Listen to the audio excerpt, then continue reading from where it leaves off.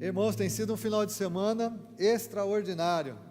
Eu falei para minha esposa, hoje depois do almoço, acho que eu vou precisar de um cochilo, porque sexta-feira à noite a gente estava no acampamento lá, foi até a meia-noite. Eu fui até meia-noite, mas a galera, depois ontem o dia inteiro, trabalho, à tarde, à noite os casais aqui, e hoje nós estamos aqui, meus irmãos, que bênção, servindo aqui com alegria, que alegria. Vocês viram aí que eu estou meio enferrujado aqui, mas estou tentando, irmãos, Os jovens estão no acampamento, falei, deixa uma oportunidade comigo aqui, que eu precisava tentar arranhar um contrabaixo aqui, é uma alegria, poder tocar um instrumento para o Senhor. Bom, nós estamos quase finalizando a nossa série em Provérbios, nós vamos finalizar domingo que vem, mas hoje eu creio que eu tenho uma palavra muito importante, como as demais, muito importante, é domingo que vem, irmãos, Deus realmente tem algo tão especial que Ele já colocou no nosso coração para compartilhar com você, e hoje não é diferente. Nós estamos em Provérbios, e eu quero lembrar alguns textos de Provérbios, que são muito, muito relevantes para nós, para os nossos dias. Mas eu quero começar introduzindo a partir do texto de Provérbios, capítulo 14, o nosso tema hoje, na verdade, fala sobre caminhos de morte. Esse é o nosso tema de hoje, caminhos de morte.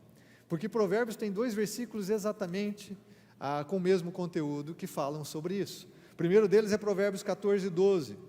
O texto diz, há caminho que parece certo ao homem, mas no final conduz à morte. Há caminho que parece certo ao homem, mas no final conduz à morte. Há caminhos que parecem certos, direitos, retos, mas eles são enganosos. Todos nós aqui temos uma história para contar de você ter pego um caminho errado, um caminho que você pensava que levava para um determinado lugar, e você estava indo para o lugar errado. Ou seja, você pensava que era o caminho certo, mas era o caminho errado. Há algum tempo atrás eu contei de uma experiência que eu estava voltando da praia ali do sul, do litoral sul de São Paulo, e tinha dado muita chuva aqui na região, e eu resolvi vir pela rodovia Raposo Tavares, subir perto de Sorocaba, e aí, meus irmãos, eu achei que eu estava dentro da Raposo Tavares, uma rodovia pedagiada, bonita, falei, nossa, está demais essa estrada aqui, eu vou até perto de Ourinhos nessa estrada, que bênção. E aí, quando eu cheguei num pedágio, eu perguntei, estava sem GPS, GPS ajuda, irmãos? O Waze ajuda, Eu perguntei no pedágio, a menina falou, não, aqui não é Raposo Tavares, você já passou uns 40 quilômetros, e estava uma chuva danada. Eu fiquei tão bravo, irmãos, que eu estava no caminho errado, mas o que eu fiquei mais bravo é que eu tive que passar o pedágio, pagar e pagar na volta. Além de eu estar no caminho errado, eu paguei o pedágio 2 vezes sem precisar. Isso que me deixou mais nervoso. Pegar o caminho errado é muito triste. Esses dias eu conversava com alguém, eu não vou lembrar a história em detalhes, mas a pessoa contando que pegou um ônibus errado, foi visitar uma grande cidade, uma capital, e pegou o ônibus errado e foi parar do outro lado da cidade, irmãos. Um transtorno que ela viveu. Você pega um caminho e pensa que é um caminho de vida, e é um caminho de morte. Olha o que diz Provérbios 16, 25, o mesmo texto, outro capítulo, mesmo texto, mesma verdade. Há caminho que parece reto ao homem, parece certo ao homem, mas no final conduz à morte. Essa palavra aqui, certo ou reto, significa exatamente isso, algo justo, algo reto, algo correto, algo direito. Frequentemente essa palavra está ligada à moralidade, Então, o que Salomão está querendo dizer aqui é o seguinte, às vezes você pega um caminho, você acha que um atalho que vai levar você ao sucesso mais rápido, que você vai realizar as coisas com mais facilidade. Nós gostamos de atalhos, nós gostamos de atalho. Eu aprendi com o pessoal lá em Moçambique que eles chamam de atalho, eles chamam corta-mato. Então, pegar corta-mato significa que você está pegando um atalho. E a gente gosta de atalho, por quê? Se você tem um atalho, você vai mais rápido, o caminho fica mais curto, tudo é melhor. Nem sempre. Nem sempre. E aqui o que Salomão está dizendo é exatamente isso. Você pode pegar um atalho para o sucesso, você pode pegar um atalho para a realização, você pode achar que esse caminho é bom, que ele é reto, porque ele vai levar você mais rápido, mas você pode cair num caminho de morte, de morte dos seus sonhos, de morte da sua alegria, de morte da sua esperança, um caminho de morte, mas sobretudo, um caminho que vai matar você mesmo, um caminho que mata você ou fisicamente, ou mata você espiritualmente. E quantas pessoas nós já vimos que pegaram atalhos, e que de fato morreram, Se você buscar na internet, você vai ver pessoas que pegaram atalhos e caíram num precipício, caíram numa ribanceira, não conheciam um caminho, achavam que era um caminho melhor, mas encontraram a morte. E quantos que você conhece, que acharam que o caminho que estavam trilhando era um caminho de vida, e que hoje estão mortos espiritualmente, estão separados de Deus, estão separados de Deus. Quantas pessoas você conhece que pegaram caminhos que achavam que era um caminho certo? Não era o caminho que Jesus estava dizendo, mas era um bom caminho. Não era o caminho que a palavra diz, mas era um bom caminho. E que hoje estão mortos espiritualmente. Então, muitos caminhos parecem certos, mas muitos desses caminhos que parecem certos, vão ser errados. Vão levar à morte, vão levar à destruição, vão levar a muito sofrimento, a muitas dores para nós. E se nós reuníssemos aqui num bom bate-papo, né? Nós aqui, o pessoal que está nos assistindo, a gente teria inúmeras histórias da nossa vida pessoal, que nós pegamos caminhos, que nós achávamos que eram bons caminhos, e que deram com muito sofrimento e muita dor, que nos levaram realmente a muita frustração, a muita decepção, nos levaram a dores profundas na alma. E eu quero compartilhar aqui só 2 caminhos hoje, que vários textos de Provérbios tratam, né, em relação àquilo que é importante para nós, para que a gente não trilhe um caminho de morte, mas somente um caminho de vida. E eu vou escolher esses 2 caminhos, que eu quero mencionar aqui, que são caminhos de morte, por conta daquilo que a sociedade impulsiona, impregna a nossa mente, nos motiva a viver. Eu quero compartilhar então com você 2 caminhos que conduzem à morte. O primeiro deles é o caminho do isolamento. O caminho do isolamento. Esse é um caminho de morte. A Bíblia diz que esse é um caminho de morte. Você está ouvindo isso? Ficar isolado, e aqui nós estamos falando de relacionamentos, ficar isolado das pessoas é um caminho de morte. Provérbios 18:1 diz o seguinte: quem se isola busca interesses egoístas e se rebela contra a sensatez. Presta atenção nesse texto. Quem se isola busca interesses egoístas e se rebela contra a sensatez. A sensatez na Bíblia aqui está muito ligada à sabedoria. Você ser sábio significa que você é sensato, que você tem discernimento, que você tem melhores escolhas, que você realmente tem discernimento para escolher os melhores caminhos. E o texto de Provérbios está dizendo que quem se isola está buscando interesses egoístas e obviamente então está mostrando insensatez, está revelando a sua falta de sabedoria. Na verdade está se rebelando contra aquilo que é melhor para si mesmo. Uma pessoa que se isola, conforme esse texto, a gente pode usar essa expressão mais atual, ela está se auto-sabotando, ela está sabotando a si mesma, porque ela está buscando as coisas através da perspectiva do egoísmo do seu coração, e ela vai sabotar a si mesma, porque ela vai ser insensata, ela vai achar que é um caminho mais rápido, é um caminho melhor correr sozinho, e realmente correr sozinho é mais rápido, mas você nunca vai chegar mais longe. Quando nós caminhamos juntos, nós podemos demorar mais, mas nós vamos mais longe, nós realizamos mais, nós conquistamos mais. É por isso que o autor lá do livro de Eclesiastes, que é o mesmo do livro de Provérbios, Eclesiastes 4, ele diz, é melhor você ser 2 do que 1, melhor você ser 2, porque você tem melhor resultado do seu trabalho, ou seja, unimos competências, unimos habilidades, unimos dons, unimos capacidades. Então você correr sozinho, realmente você vai mais rápido, mas só quando a gente corre juntos, é que a gente vai mais longe, e que aquilo que a gente vive, realmente tem firmeza, tem estabilidade, é algo consolidado. Provérbios está dizendo, se você se isola, você faz isso por interesses egoístas, e se rebela contra a insensatez. Esses dias, num dos nossos GCs, lá no nosso GC, lá em casa, a gente conversava sobre um assunto, e nós começamos a mencionar como a nossa sociedade hoje, ela procura dividir as pessoas, ela procura separar as pessoas. É muito triste o que a gente vive hoje, né? Então, separa-se pela cor da pele, a cor da pele. Hoje a gente não pode brincar, né? Eu sei que tinha bullying, tudo isso, mas há pessoas que não, puxa vida, a gente, às vezes, não vou falar coisa aqui que o pessoal está gravando, está transmitindo, é capaz do pessoal, né, meus irmãos, achar que, um dia eu estava aqui, a gente estava voltando numa conexão, só porque eu chamei a irmã de mulata, e ela era uma mulata muito linda, eu falei, olha, rapaz, né? Aí alguém já me repreendeu, não pode chamar de mulata, porque você estava elogiando a beleza dela, mas não pode usar esse termo, porque esse termo vem de não sei de onde, não sei o quê, e você está ofendendo a pessoa, a cor dela. Ah, meu Deus do céu, hoje não pode chamar o irmão de negão? E aí tem irmão que brinca comigo, pastor, você quer me chamar do quê? Não economiza tinta não, pode chamar. A gente não pode, eu sei que talvez há pessoas aqui que, sei lá, talvez eu possa estar indo num terreno muito perigoso, mas o que eu quero dizer, irmãos, é como hoje, nós somos separados por todo tipo de coisa, é nível social, é a cor da pele, é agora ideologia de gênero. Você viu esses dias, o São Paulo, depois de muitos anos, conseguiu ganhar um título, conseguiu numa marra danada. Aí o que alguém postou lá, ligado ao governo, falando que, da torcida do São Paulo, e falando dos nordestinos, e criando vocês viram isso nas mídias sociais, com certeza, saiu nos jornais, sei lá, será auxiliar da ministra de não sei da onde, e não sei o quê, criando diferenças naqueles que são, simplesmente porque o pessoal da torcida do São Paulo, então que eles são os mais ricos, e os nordestinos são mais... Você vê como que a nossa cultura é, sempre estão gerando divisão. Gente, nós somos brasileiros, não importa nordestino, sulista, nós somos brasileiros, não importa a cor da pele, todos somos amados por Deus, a nossa nação sempre foi generosa, aqui tem alemães, japoneses, negros, pardos, irmãos, tudo, índios. Agora não, nós vivemos numa sociedade doente, que se fragmenta cada vez mais, que se ofende cada vez mais, que separa cada vez mais as pessoas, ou você é de esquerda ou você é de direita, ninguém pode ser assim equilibrado, ninguém pode ter suas convicções, com valores que talvez estejam alinhados em um momento com esse ou com aquele, não é possível isso, ou você tem que ser 8 ou você tem que ser 80, e os outros 72?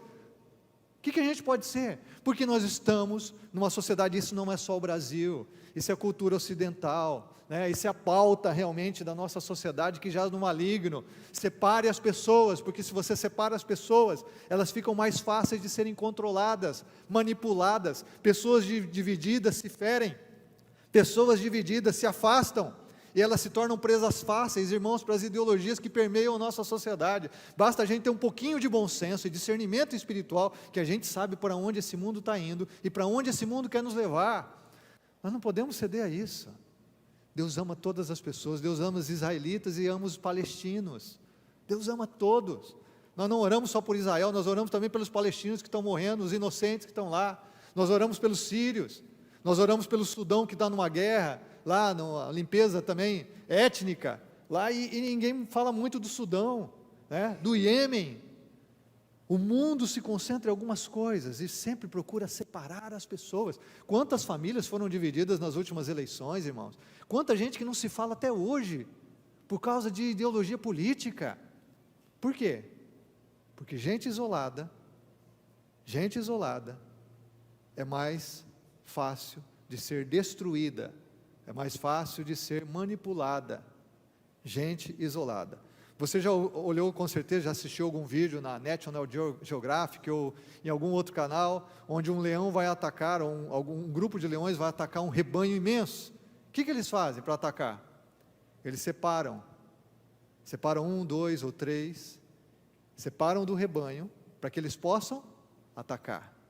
Eles não vão atacar o rebanho todo, porque eles sabem que o rebanho eles não vão conseguir, eles vão ser derrotados, mas eles separam um animal, 2, 3 do rebanho, para que eles possam pegá-lo, capturá-lo, matá-lo, porque alguém isolado é presa fácil. O que você acha que o diabo faz com a gente, irmãos?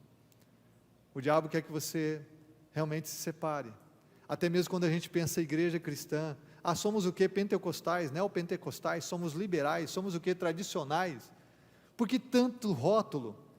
Por que tantos termos que confundem muitas vezes a cabeça das pessoas? Por quê? Nós somos irmãos na fé, somos salvos pela graça mediante a fé. Nós não precisamos deixar que esses rótulos ou essas diferenças teológicas que são superficiais nos separem daquilo que é a nossa unidade fundamental. Pertencemos ao mesmo Deus, somos salvos pelo mesmo sacrifício na cruz, somos habitados pelo mesmo Espírito Santo, e lá na eternidade vamos estar juntos no mesmo reino, irmãos. Já pertencemos ao mesmo reino aqui, nós vamos estar no mesmo céu. Mesmo céu. Isolar. O isolamento, guarda isso no seu coração, isolamento mata. Isolamento mata. E o inimigo vai fazer de tudo para isolar você. Deixa eu dar 3 razões aqui para o isolamento de muitas pessoas. Primeiro, como que o inimigo faz para isolar você? Ele estimula o seu egoísmo. E é isso que a gente vê nesse texto. Quem se isola por interesses egoístas. Então o inimigo vai estimular o seu egoísmo. Vai falar, pensa em você. Não se junta muito com as pessoas não, as pessoas dão trabalho, as pessoas ferem você, ou isso, aquilo. Pense em você, pense em você. o que é completamente contrário, antagônico ao reino de Deus. O reino de Deus é um reino onde a gente se importa com as pessoas. Paulo diz assim, ninguém se considere superior a si mesmo, se importe antes com os outros. O reino de Deus é de cabeça para baixo. Na verdade, o reino de Deus é o certo, esse mundo que está de cabeça para baixo. Mas o reino de Deus é completamente oposição, enquanto esse mundo diz, se preocupe com você, seja egoísta mesmo, busque a sua felicidade, custe o que custar, não importa se você vai passar por cima das pessoas, se você vai ferir pessoas, se você vai destruir seu casamento, ou sua família, ou aqueles que amam você, não importa se você vai se separar de Deus, seja feliz. A razão do isolamento, que o inimigo vai estimular no seu coração, primeiramente é o egoísmo. Pessoas dizem assim, não quero ninguém controlando a minha vida, não quero ninguém controlando a minha vida. Tem gente que não se integra a uma igreja, não se compromete com Jesus e com a igreja local, porque acha que as pessoas então vão ficar se metendo na sua vida. Mas eu quero dizer uma coisa para você, viver em comunidade significa que aquilo que eu vivo é importante para você, e aquilo que você vive é importante para mim. Isso é viver em comunidade. A gente se importa assim com o nosso testemunho, a gente se importa o quanto nós estamos edificando aquele que está do nosso lado, o quanto nós estamos inspirando a fé. Somos todos imitadores de Cristo, e alguém deve olhar para a minha vida e deve também imitar a fé que eu tenho em Jesus. Então alguém que vive numa comunidade da fé é verdade, não pode dizer assim, ninguém tem nada a ver com a minha vida, porque somos membros uns dos outros, membros do mesmo corpo. Mas o que Satanás vai colocar no seu coração? Vai colocar que você deve se isolar e pensar só em você. Não quero ninguém, eu quero fazer as coisas do meu jeito. Lembre-se, uma vez que você rendeu seu coração a Jesus, você não faz as coisas do seu jeito, você faz as coisas do jeito de Jesus. Como que tem que ser a sua vida? Olha para o Evangelho, lê o Evangelho, vê como que Jesus tratou as várias questões, como que ele lidou com os problemas, com a oposição, como ele lidou com a tentação, com o pecado. Veja como Jesus amou, perdoou, pronto. Nós estamos aqui para ser semelhantes a Jesus, não é para viver do nosso jeito, isso é para viver do seu jeito. Você não precisa de Cristo, nem da cruz, nem da igreja, nem de ninguém. Siga o seu próprio coração, continue sendo Deus da tua própria vida. Não quero ninguém opinando, não quero ninguém. Essas frases refletem Provérbios 18:1. Gente que se isola para viver o egoísmo do seu coração, e uma pessoa assim não tem saída. Você está ouvindo isso? Uma pessoa assim não tem saída, porque o Deus da sua vida é ela mesma. A não ser que a graça abra os seus olhos, essa pessoa entregue o seu coração e faça o que Jesus diz em Lucas 9:62, me perdoe, em Lucas 6:23, que é a gente negar a si mesmo, tomar a nossa cruz e segui-lo. 9:62 é que aquele que põe a mão do arado, olha para trás, não é digno de mim. Como eu estou meio acordado desde sexta-feira, meus irmãos, então os textos estão confundindo aqui no HD. Tá? Jesus diz, negue-se a si mesmo, a menos que a gente faça isso, a menos que a gente abra a mão da gente, a menos que a gente deixe Deus ser Deus, nós vamos viver isso aqui. Certa vez um jovem viu um pregador falando de Jesus, mencionando esse texto, o Evangelho, e pregando sobre Cristo. Ele falou assim, por que tem muito mais muçulmano do que cristão? Se Maomé veio quase 700 anos depois de Jesus, séculos depois. Aí esse pregador pensou e disse assim, porque Maomé nunca disse para ninguém negar a si mesmo, tomar a sua cruz e segui-lo. Essa é a mensagem só do Evangelho, irmão, é só do cristianismo, negar a gente, porque o diabo vai levar você, vai acirrar, vai soprar no seu coração para você ser egoísta, com o propósito de que você se isole das pessoas, viva a sua própria vida, seja Deus da sua existência. Segunda coisa, é que o diabo vai tentar ferir você e ofendê-lo, ou ofender você. Ou na verdade o diabo vai tentar fazer com que você se sinta ferido e ofendido. Quando nós vivemos em família, a gente se fere, a gente se ofende. Eu amo minha esposa, ela me ama, mas às vezes nós já nos ferimos, já nos ofendemos.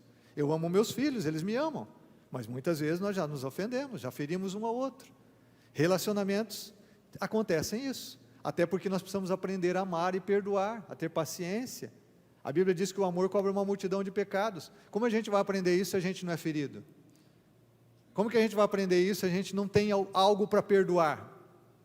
Então os relacionamentos, eles constroem, ou são usados por Deus para construir o caráter de Cristo em nós. Por isso nós precisamos viver em igreja.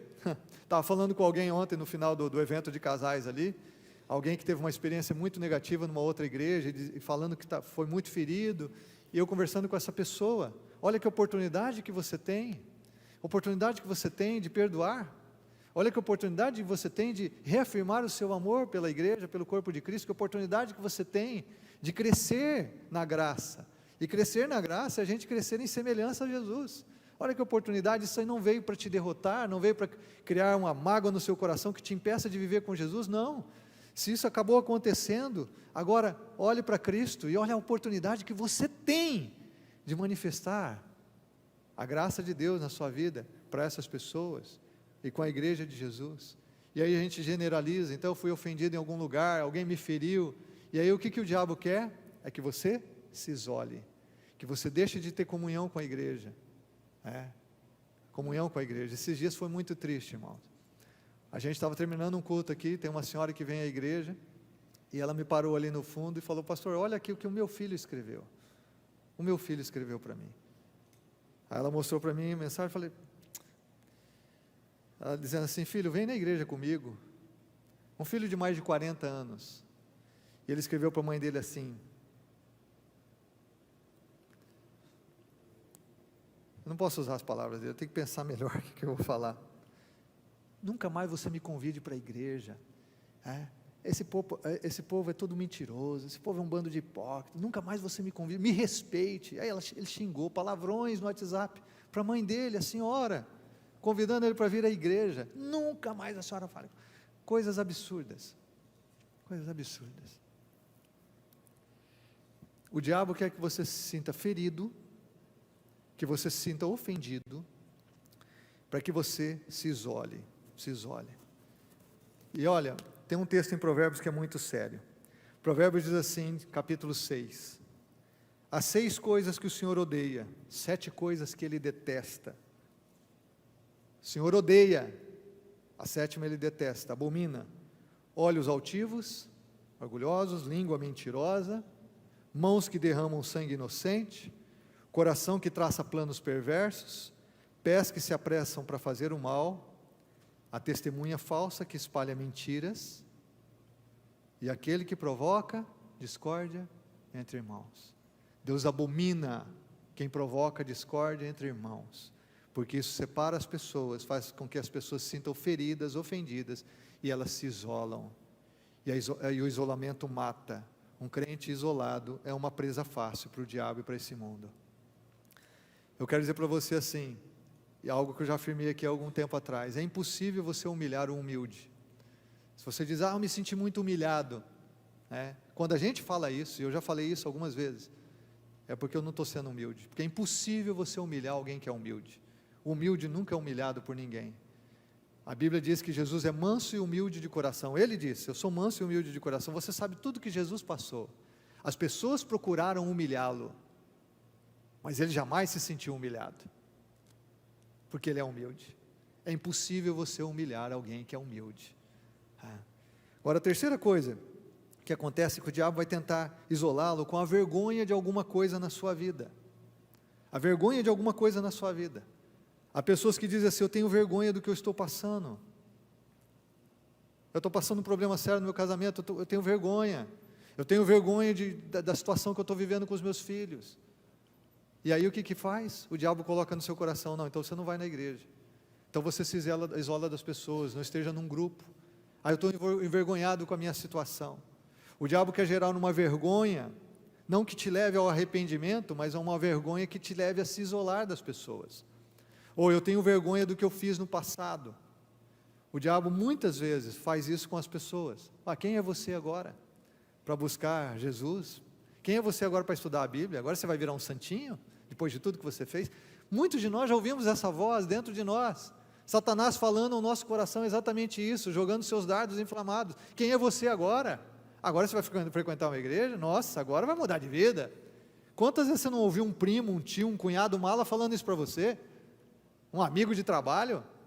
Eu me lembro de um irmão, quando ele foi se batizar aqui, ele falou para um amigo que ia se batizar, que tinha mudado de vida. Depois ele me mostrou o áudio, o camarada falando: que rapaz, isso aí é a vida de todo mundo, todo vida torta, todo tranqueiro igual você, peca, depois procura uma igreja.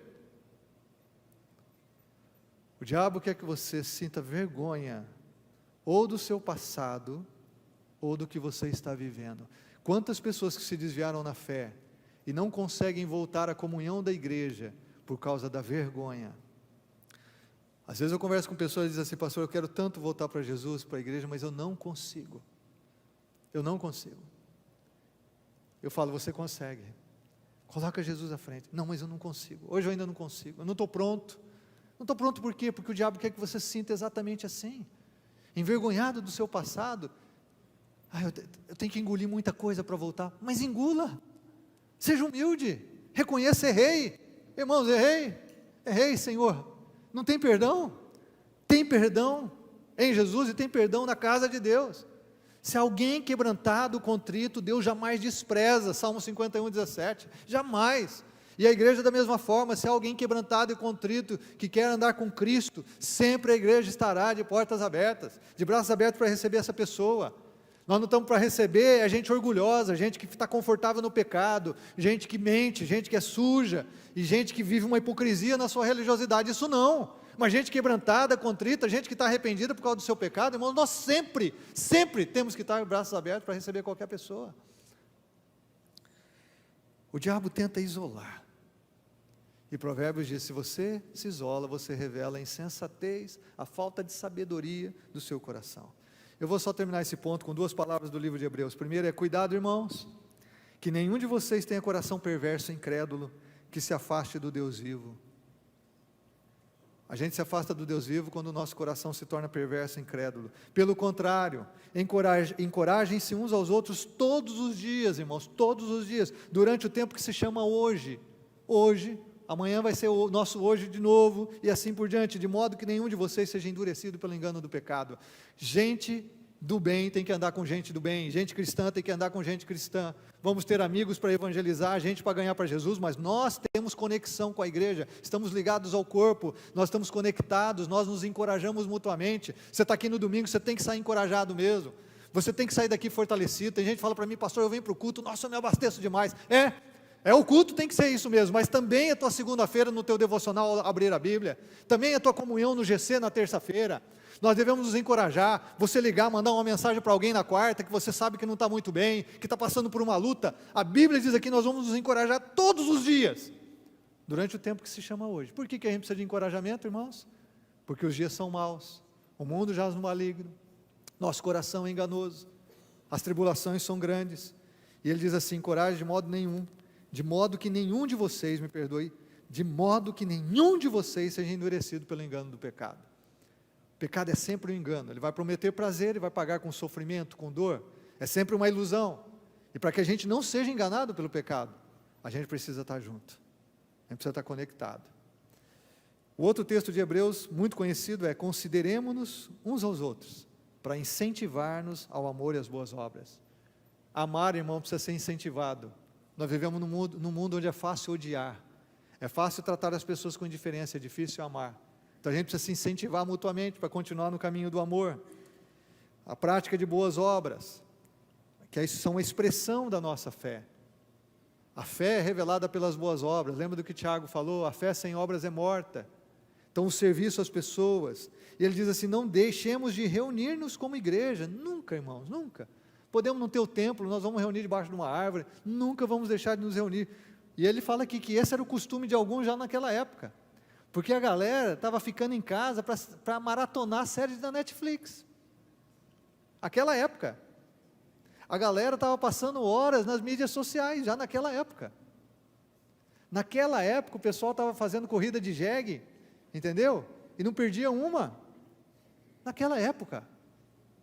O que acontece é que naquela época, já alguns tinham o costume pecaminoso, errado, insensato, de se isolar.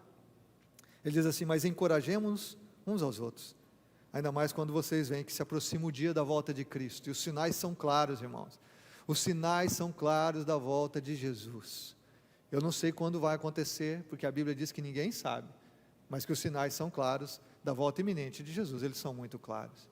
Quanto mais a gente vê que o dia se aproxima, a gente precisa de encorajamento, e encorajamento é mútuo. A igreja é uma comunidade terapêutica, irmãos, a partir do momento que cada membro se envolve nos relacionamentos redentores, como a gente chama aqui, se conectar uns com os outros. Existe um livro muito bom do Larry Crabb, é um psicólogo cristão, o livro chama-se Conexão, né? Nós deveríamos ler esse livro, você deveria ler. E ele diz assim, que as pessoas chegam com problemas na igreja, exatamente porque elas estão desconectadas com Deus e com as pessoas. E parte do milagre de Deus, da cura de Deus, do processo da igreja ser terapêutica na vida dessas pessoas, é exatamente essa conexão, que a graça e o amor de Deus que habita a igreja, habita o coração de cada cristão, vai possibilitar essas pessoas. As pessoas chegam machucadas, quebradas, fragmentadas, destruídas, porque estão desconectadas com Deus e com as pessoas. E a igreja, para ser terapêutica, precisa conectar essas pessoas com Deus e consigo mesmo, com a gente. E gente se conecta com gente. E nós vamos crescer juntos. Vamos mais devagar, mas vamos juntos, nós vamos mais longe. Agora, o segundo caminho errado, que eu quero terminar aqui falando com você, é um caminho que eu vou ler mais os textos, porque os textos são muito claros, e Provérbios tem um trecho muito grande tratando sobre isso. É o caminho da imoralidade sexual. A nossa sociedade nos impulsiona, nos motiva, nos assedia, todo o tempo a sermos imorais sexualmente, em todo o tempo. Crianças, adolescentes, jovens, adultos, viúvos, idosos, não importa. A sociedade nos apresenta um caminho que parece de vida, de prazer, um caminho de vida, de prazer, da promiscuidade sexual, da imoralidade sexual, mas esse é um caminho de morte. Pessoas estão mortas por dentro, pessoas estão mortas no seu casamento, na sua família, pessoas estão mortas diante de Deus por conta da imoralidade sexual. Tem 3 capítulos muito específicos que tratam sobre isso no livro de Provérbios, capítulos 5, 6 e 7. O 6, boa parte dele, tem um outro assunto também, mas praticamente o capítulo 5 inteiro e o 7 inteiro fala de moralidade sexual, além de outros textos que são soltos. Quero ler alguns com vocês. Salomão, ele preza pelo seu filho, porque ele sabe como a imoralidade sexual destruiu o seu relacionamento com Deus e a sua vida.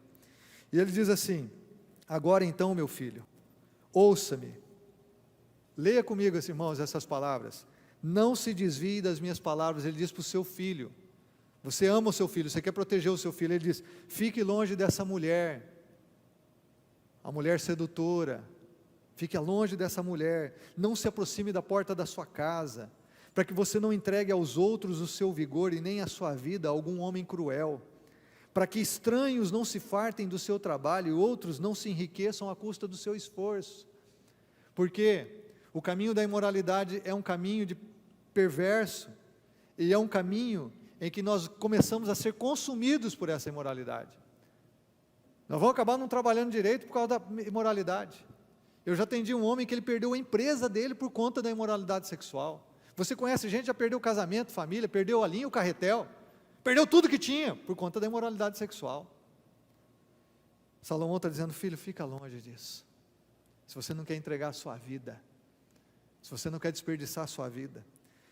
Capítulo, seguindo aqui, ele diz assim, no final da vida, você gemerá, com sua carne e seu corpo desgastados, você dirá, como eu odiei a disciplina, como o meu coração rejeitou a repreensão. Quantas pessoas eu já vi na fase final da vida, gemendo, amargurados, miseráveis, porque foram escravos da imoralidade sexual, que roubou o seu vigor, roubou a sua saúde física, mental, emocional, espiritual, roubou os seus bens e tudo mais. Quantas pessoas que eu conheço. Salomão está dizendo, filho, não vai por esse caminho, cara. Se eu posso te dizer alguma coisa, filho, não vai por esse caminho. Não vai. Sabe por quê, irmãos? Os prazeres do pecado sexual, eles são rápidos, eles são passageiros. É um pouco tempo que você tem uma transa. Deixa eu usar essa expressão porque todo mundo conhece. Falar bem rasgado com você. É pouco tempo. Estava falando com um homem, cara, o que você está fazendo com a tua vida? O teu prazer é até você ejacular. Depois vem a culpa, vem a miséria. É ou não é? Sim, eu me sinto miserável, um desgraçado. Então, pecado é muito rápido. Pecado é muito efêmero, é muito passageiro. E você vai por esse caminho e vai vender a tua alma para o inferno. E você vai por esse caminho e vai destruir a sua vida e a vida de quem ama você. O problema do prazer sexual é que ele é muito rápido e passageiro e logo você precisa de uma nova dose. É igual cocaína, é igual crack, não tem diferença nenhuma. Você precisa de uma nova dose. E o caminho da imoralidade vai aprisioná-lo pelo resto da sua vida. O que Provérbios diz para nós, irmãos? Provérbios fala da sexualidade sadia, abençoada. Deus é que nos fez seres sexuais, com capacidade de desfrutar prazer sexual. E ele fala assim, então, vive a tua sexualidade com o seu cônjuge. Olha o que o provérbio diz aqui: beba das águas da sua cisterna. Ele está usando uma linguagem poética aqui, falando, cara, fica com a tua esposa, das águas que brotam do seu próprio poço. Por que deixar que as suas fontes transbordem pelas ruas, teus ribeiros pelas praças? Que elas sejam exclusivamente suas, nunca repartidas com estranhos, nunca. Vive o seu casamento, atende às necessidades do seu cônjuge, satisfaz o seu cônjuge sexualmente, curta a vida. Eclesiastes 9:9 diz assim: goza a vida com a mulher que amas todos os dias da tua vida. A Bíblia é extraordinária. Aí ele diz aqui, irmãos, olha aqui: seja bendita a sua fonte, alegre-se com a esposa da sua juventude. Gazela amorosa, olha que maravilhoso, as mulheres serem comparadas a uma gazela. Gazela amorosa, corça graciosa, que os seios da sua esposa sempre o fartem de prazer e sempre o embriaguem os caminhos dela. Isso aqui está na Bíblia. Quando eu era novo convertido, solteiro, que eu li esse texto, meus irmãos, eu fiquei estarrecido, fiquei escandalizado com Deus, como que isso aqui está na Bíblia? Mas depois eu fiquei pulando de alegria, glória a Deus, aleluia. Oh Jesus, que coisa maravilhosa, isso aqui está na Bíblia. Está na Bíblia porque é para a gente viver a sexualidade dentro da monogamia, do casamento, um relacionamento exclusivo, bebendo a água da minha própria cisterna. Não é nem para eu beber a água de outro poço, e nem para deixar que a minha cisterna dê água para outro camarada, de jeito nenhum. Beber da água do meu poço, irmão. Fala assim: sacia-te. Você quer alguma coisa a mais, irmão? Você quer mais um impulsionamento hoje? Você quer uma motivação do que essa? De viver dentro do teu casamento, nos limites do seu casamento, porque daí você não vai se perder, você não vai se destruir, você não vai destruir quem ama você e nem quem você ama. Maravilhoso, como é maravilhoso. Eu falo isso para os jovens, galera, entenda uma coisa, entenda, o plano de Deus é sempre o melhor para você, sempre o melhor para você, sempre o melhor. Provérbios 5:23, olha que o Salomão segue dizendo para o seu filho: por que, meu filho, ser desencaminhado pela mulher imoral? Por que abraçar o seio de uma leviana? O Senhor vê os caminhos do homem e examina todos os seus passos. Você está entendendo isso? Você homem, você mulher, o Senhor vê o seu caminho, o meu caminho. Se eu estou num computador vendo pornografia, se eu estou no celular de madrugada, o Senhor vê cada um de nós, e isso deve pesar no nosso coração, cada um de nós. Eu digo assim, irmãos, inventaram a pílula por causa da gravidez e a camisinha, tudo bem, a camisinha pode livrar você de uma gravidez indesejada ou de uma doença sexual, transmissível sexualmente, mas a camisinha não protege a sua moral, a camisinha não protege seu caráter, a camisinha não protege a sua fé, não protege a sua espiritualidade, o seu relacionamento com Deus. Então a gente colocou camisinha, está tudo bem. Que está tudo bem o quê? Está resolvendo o quê? Está abrindo uma fissura na represa do seu coração, está entrando dentro da tua alma a imoralidade. A camisinha não elimina a imoralidade. Vi uma reportagem nessa semana que me deixou estarrecido, meninas de 19, 20 anos fazendo laqueadura, nunca tiveram filhos, mas elas falam, só quando atrasava a menstruação já ficava preocupada. Então o que elas fizeram? Elas se tornaram estéreis. Para quê? Para viver uma vida sexual sem limites. Estão se destruindo. Essas meninas, quando tiverem com 30 anos, vão pensar diferente, porque a gente muda. Elas vão chegar no momento da vida delas que elas vão olhar para trás e vão se arrepender do que estão fazendo. Olha o que diz Provérbios 6, o mandamento é lâmpada, a instrução é luz, as advertências da disciplina são o caminho que conduz à vida, a palavra de Deus. Eles o protegerão da mulher imoral e dos falsos elogios da mulher leviana. Não cobiça em seu coração a sua beleza, nem se deixe seduzir por seus olhares, pois o preço de uma prostituta é um pedaço de pão, mas a adúltera é a caça de vidas preciosas. Você não vai pagar só o pão, você vai pagar com a sua alma. Pode alguém colocar fogo no peito sem queimar a roupa, irmão? Pode alguém andar sobre as brasas sem queimar os pés? Assim acontece com quem se deita com mulher alheia, ninguém que a toque ficará sem castigo. Você pode ficar sem castigo dos homens, mas receberá o castigo de Deus. O pecado sexual é mais grave. Às vezes as pessoas dizem assim, não tem pecadinho e pecadão, para Deus é tudo igual. Mentira. O pecado que você comete com o seu corpo é mais grave, o apóstolo Paulo fala sobre isso. O pecado que você comete com o corpo, você se torna um com a meretriz, com a pessoa com quem você transou, não é só uma transa, você se tornou um com essa pessoa, Deus vai cobrar isso de você. Os adúlteros não herdarão o reino dos céus, está lá em Apocalipse. Então é mentira que todo pecado é igual, todo pecado nos separa de Deus, verdade, mas o pecado que você comete com o corpo, que deveria ser templo do Espírito Santo, é um pecado mais grave, muito mais grave. Não cobiça no seu coração. Pode alguém pôr fogo na roupa aqui, não queimar o peito, irmão? Pode? Ou pôr fogo? Você pode fazer isso? Pode alguém navegar na internet, na pornografia e não se machucar com isso? Pode? Não pode. Impossível. Impossível. Pecados sexuais criam dependência pela forma que eles exigem cada vez mais estímulos. A galera que começou na pornografia quando era adolescente, hoje está vendo coisas muito mais pesadas. Aliás, 40 anos atrás, 50 anos atrás, a pornografia era diferente do que é hoje. Porque cada vez mais inventam coisas mais grosseiras, mais terríveis, para que as pessoas continuem sendo estimuladas com novas coisas. Os caras que só viam pornografia lá na adolescência, hoje se tornaram pedófilos, cometem bestialidade, cometem estupros. Todo dia você vê notícias de estupros no nosso país, irmãos.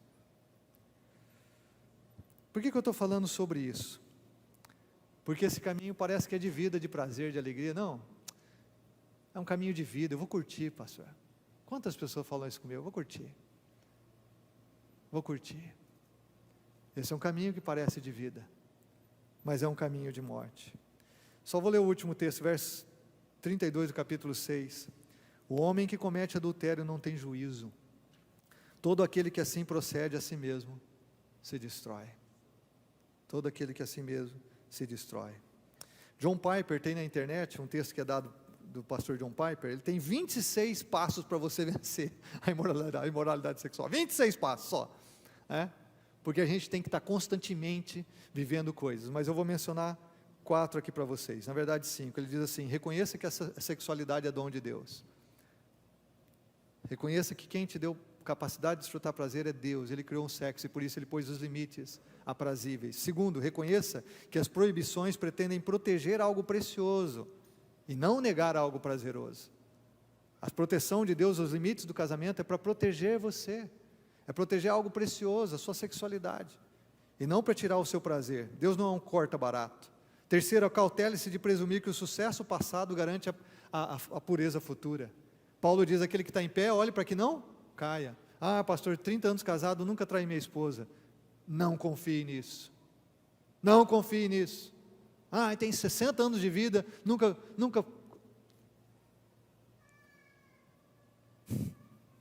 Não confie nisso. Aquele que está em pé, olhe que não caia. Você fala: sou uma mulher casada, pastor, amo meu marido. Não confie em você. Não confie em você. A gente sempre tem que desconfiar da gente e confiar só em Jesus. Só em Jesus. Desconfie de você. 4. Cultive uma devoção apaixonada pela honra do nome de Deus, irmãos. Nós estamos aqui para honrar Jesus. Cultive uma paixão de honrar Jesus. Honrar Jesus nos seus relacionamentos, no seu trabalho, com seus dons, seus talentos, suas habilidades, seu tempo, sua energia, sua juventude, sua velhice, seja o que for. Cultive uma paixão, que o nome de Deus seja honrado na tua vida, o nome de Deus seja exaltado na tua vida, seja exaltado no teu casamento. Cultive isso, seja o alvo maior da sua vida. Honrar a Deus, honrar a Deus. E último, creia que Deus é por você. Creia, porque Deus é por aqueles que andam em santidade e por aqueles que almejam realmente viver o caminho da vida.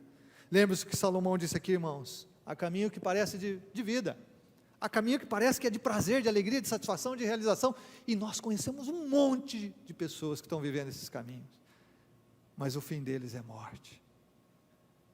O fim deles é morte. E há 2 caminhos que nós somos muito impulsionados, motivados, constrangidos a viver pela sociedade, pela cultura de hoje. É a separação que nos leva ao isolamento. Por isso nós temos fones de ouvido para todo mundo, cada um tem o seu celular, cada um tem um computador no bolso. Você conhece famílias que o pai está assistindo uma televisão, a mãe está na outra, o filho está na outra. Tá. Todo mundo tem aparato tecnológico hoje para se isolar. Todo mundo tem. E é caminho da imoralidade sexual, que a vida no tempo de Salomão, a vida nos tempos de Jesus ou a vida hoje, sempre procurou levar as pessoas a serem escravos do seu prazer sexual. E esse é um caminho de morte, irmão. Eu queria convidar você, nós estamos terminando uma reunião aqui, o culto não termina, porque a vida é o culto e o culto é a vida. Nós vamos terminar agora. Mas eu queria convidar você. Cada um de nós aqui sabe onde está. E Deus, que nós lemos aqui em Provérbios, conhece o seu caminho, pesa o seu pensamento e sabe onde você está. Se você está aqui nessa manhã, se você está nos assistindo agora, e tem alguma dificuldade nessas áreas, se você está ferido com alguém, magoado com alguém, ou você tem vergonha do seu passado, alguma coisa que está te levando a se isolar, ou é o próprio egoísmo do teu coração, renda-se ao Senhor, peça perdão nessa manhã, peça a graça de Deus sobre a tua vida. E se você está aqui nessa manhã, e está tendo algum início no caminho de imoralidade, ou você está afundado na imoralidade, o caminho da imoralidade é muito difícil de sair, por isso não entre, porque se você entrar você vai gostar, vai ser atraente, e vai te escravizar, e vai te destruir, não entra. Mas se você já entrou no caminho da imoralidade, arrependa-se nessa manhã, peça perdão a Deus, volte seu coração a Deus. Precisar buscar ajuda, busque ajuda, mas não deixe isso aumentar na sua vida e continuar controlando você. Queria que você orasse. Nós vamos cantar uma música que fala do poder de Deus. Não há nada melhor, nada melhor do que estar na presença de Deus. Não há nada mais importante na tua vida do que o Senhor. Então volte o seu coração para Deus nessa manhã, se arrependa, peça perdão, peça o poder do Espírito Santo na tua vida, mas não ande pelo caminho de morte, trilhe o caminho da vida, e Jesus é o caminho, Jesus é a verdade, Jesus é a vida. Senhor, aplica a tua palavra ao nosso coração nessa manhã, e leva-nos a crer que se o Senhor é por nós, nós podemos ter vitória, Senhor, sobre o pecado, nós podemos ter sabedoria e discernimento para não andar nos caminhos de morte, mas trilhar o caminho da vida. Senhor, não deixe que ninguém aqui se perca, mas que todos nós sejamos salvos pela graça, e um dia estaremos de fato, Senhor, que um dia nós estejamos todos, Senhor, te adorando eternamente ao Senhor, que é o Deus Santo que nos salvou em sua graça, no nome de Jesus, amém.